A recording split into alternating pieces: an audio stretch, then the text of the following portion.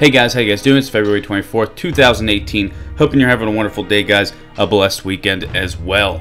I wanted to talk more about the situation surrounding the Korean Peninsula, and I wanted to focus on the deployment of the USNS Mercy. Some believe the Mercy right now is being accompanied by 5 Aegis ships, including the USNS Fall River.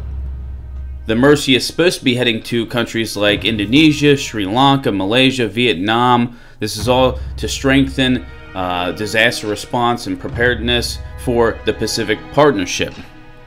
But a lot of people believe, and for good reason, that the Mercy and the Fall River will actually be heading towards the Korean Peninsula. They will arrive in Asia, in that area of operations, by the end of March. And we've been talking about the end of March a lot lately.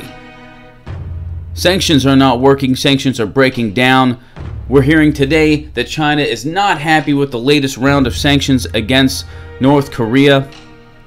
The U.S. seems to be willing to do a naval blockade of North Korea. It looks like something that may actually happen. U.S. Navy ships may actually stop North Korean vessels that they think are breaking sanctions. Australia came out today and also stated that they would support such a naval blockade. A lot of people think the end of March is going to be the straw that breaks the camel's back. And a lot of people also believe that the Mercy's deployment, the Fall River's deployment, these 5 Aegis systems with them, their deployment is just more military preparedness for this war against North Korea. This is something we need to watch very closely, because the Fall River can be used for massive troop deployment, or transport, sorry. The timing of this deployment is very strange, and it's very key. We need to continue to watch this, guys, because things are in motion on the Korean Peninsula. The Winter Olympics end tomorrow. And after the Winter Olympics are done, tensions will flare up. North Korea is not happy at all about the latest round of sanctions. Their high-level delegation arrived in South Korea today for the closing ceremony of the Olympics. Like I said, that happens tomorrow.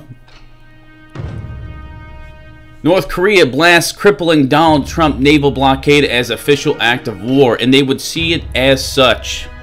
And it seems like that's the next step for the U.S. to try to get these sanctions to work correctly, to try to economically strangle North Korea so they give up their nuclear program.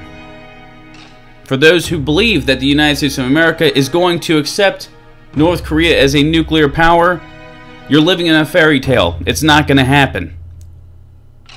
I'd rather do that than see millions dead. I think most sane people would. But under this current administration, under this current political climate, it's not going to happen. Donald Trump stated it multiple times. John Mattis stated it. H.R. McMaster, Nikki Haley. It seems like the next step after these latest rounds of sanctions is going to be a naval blockade. U.S. Navy vessels stopping North Korean trading ships. And that's where it can spiral out of control. And China being as vocal against these sanctions, these latest rounds of sanctions, is a very troubling piece of evidence. We're going to have to keep on watching this, guys. Keep on watching where the deployment of the Mercy brings her. Because in a month's time, she could arrive in Korean waters. As more information about this comes out, I'll let you guys know. We'll talk about it, we'll discuss it. Have a beer, say a prayer, and keep your eyes to the skies. God bless.